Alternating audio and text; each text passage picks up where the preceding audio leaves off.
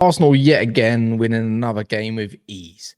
Look, man, these lot are on fire. Everyone criticized them after the Man City game, which made no sense in my eyes. But look, they came out with the goods today against Luton. Didn't really have to put no energy into it. 1-2-0. Captain Erdegaard on smoke.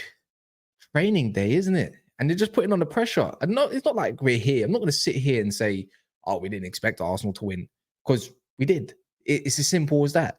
But Arteta done something. He was a bit ballsy today. A little bit of a rotation. Luton are quite notorious going away from home to big teams and giving them a decent game. And look, Declan Rice didn't start. Partey was there. Partey was actually, for his second game back in a while, but you could say third.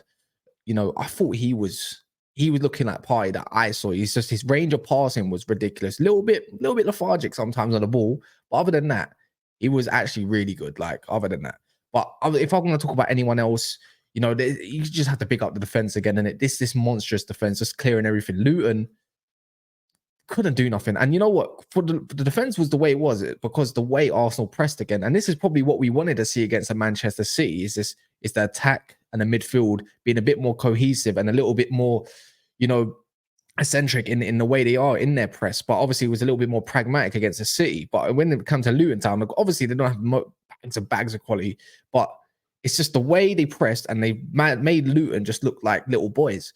And that's what they are, essentially. They are little boys, and they're in a big pond at this moment of time. No disrespect to them. It's just, it is what it is. And I just thought, in this regard, every time they tried to play a counter, whether it's through Barkley, I know when Panzu gave away the ball for the Arsenal goal, but even when it's just the way they dealt with the counter attacks and made sure they couldn't get on the pitch. And that's obviously down to Arteta and their coaching, as well. Emil Smith-Rowe getting some really valuable points. Obviously, the own goal is the own goal, well, class as the own goal and whatnot. And then obviously Erdegaard scores that really nice goal. It was a really brilliant goal, to be fair. It's just, it was just easy. So because we got another game, like, you got to think of why this is important. And it's like what I would say, what I have said for Liverpool and what I have said for City. And you always get praise for one thing, is the rotation. Trossard played today. Partey played today. Zinchenko got minutes. Reece Nelson got minutes, if I didn't say his name. Partey got minutes. And obviously there was people that came on. I'm going to check it right now. There was a fair few changes. Arsenal made 5 changes. And Nketiah, Martinelli, Declan Rice obviously came on, Tomiyasu, Jorginho. And you've got to keep these players fresh. Right now, City are playing quite a strong team, but against Villa. But even then, Pep Guardiola rotates Kevin De Bruyne and Haaland, and all of a sudden, obviously, they'll get praised for knowing how to rotate. The rotation in Arteta's game is becoming really, really good. And it's something that Klopp's done really well this time out. I remember seeing a stat with making the most changes. I think Klopp was clear by like about 30 or 40 changes. And Arsenal got a tough fixture on the weekend in Brighton away. So he's nullified that. He's done good, because something that's been criticized sometimes of Arteta in the past has been man management. Some of his changes not making too much sense, and not too much this season. I think obviously this season he's been really good with it. I'm going to go off last season as well. And then obviously when it comes to some of his lineups, they're quite confusing at times. But at this point, he trusts his squad. Arteta trusts his squad. And that's what you need from a manager. And that's what you need from players. And then once it becomes something, it becomes obviously a thing where you just absolutely go on a rampage. We've seen it time and time again with Liverpool and Manchester City. Right now, obviously, City are playing. If this goes out in time, they are winning at this moment of time as well. But you never know. Arsenal might stay top if Aston Villa decide that they want to, pull themselves out of their own arses and go get another goal. Because that was pretty poor defending if anyone did watch it. But the pressure is on. Liverpool do have Sheffield United tomorrow. That's a win. But this is the great thing about title races. It's like, you never know what's going to happen. You never know. I'm not saying Sheffield are definitely going to get a result, because they're not 99% sure they're not going to get any sort of result. But Arsenal just got to keep going on with their momentum. If you see their form from back in January even, it is absolutely sensational. One player I want to big up, though, was Emil Smith-Rowe. Today, for me, for someone that's grown, for someone that has had minimal minutes as well, someone that's very young, and he literally came off towards the very, very end. He gave it a good shot today, and he was moving into spaces that I really, really liked. And he he was playing in the 3 from the left-hand side. And we all said that Smith Rowe could probably operate in that 8 to 10 position.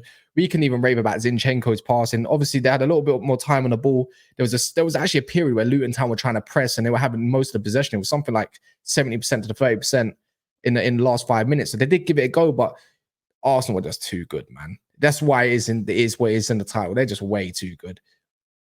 Teams below are just light years away. Aston Villa, Tottenham, Man United, Chelsea, obviously 12th, proper 12th.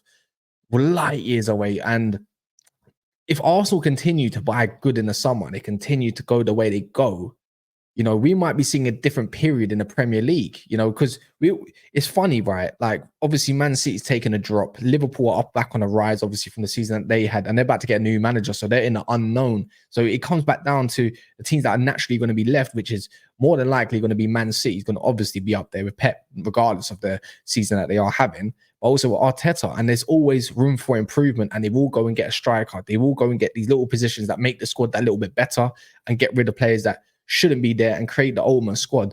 People forget how young and how much potential this Arsenal squad still have for what they have in the team. And Luton or not, I'm not trying to overly gas it, but it was training day. It was light work. And the business end of the season, these are the games that really, really matter to make sure you keep your squad fresh. And that's what I remember back in the day, even with Alex Ferguson, you know, living in the past, right? But I hope you guys win. I hope you guys go to Brighton and smash them. I need you boys to win the league. Yes, you might see me celebrating in a thumbnail, but it's got to continue doing that because we need to go on. We need to go and win this league. Yes, when I say we, it's me being shameless because I'm on loan until the end of the season and maybe up until that Man United game at Old Trafford. Because if it means Man United rolling over, so Arsenal can get 3 points, so Liverpool can't win a league or Man City, I'm there. I'm not having it. Yeah. I don't care if you win the Old Trafford, just get the job done. You've done it before, so it doesn't matter. But yeah, look, it's good to see some fringe players that we haven't seen in a while. Kai Havertz as well acted a bit like a donkey at the start, but you know, nice little assist there for Ødegaard. Didn't really have to put much effort into it. It's unfortunate for Luton. It's a good story. I do hope they stay up. I do honestly hope they stay up. Someone like Nottingham Forest can go down. I don't really give a crap. Just not Luton Town. It's a good story. But Arsenal, you know, you put a dent into their campaign, you know. That's that. Arteta is continuing to do what he does. Your defense has got another clean sheet as well for Arsenal fans. You know, I wonder how many clean sheets actually Arsenal have in 2024 alone. I actually want to know that stat. If anyone knows that stat, please let me know in the comments. But 3 points is all that matters. No matter how you get it, you didn't need to even play good football today. You just needed to play the effectiveness of getting a couple goals because you knew you wasn't going to go and concede. If you did, it might have been a dodgy one, but never in doubt. Never in doubt whatsoever. But please smash the like button if you're here. Please subscribe if you're new. Lightwork. That's what you can say is Lightwork. On to Liverpool and on to Manchester City to see what they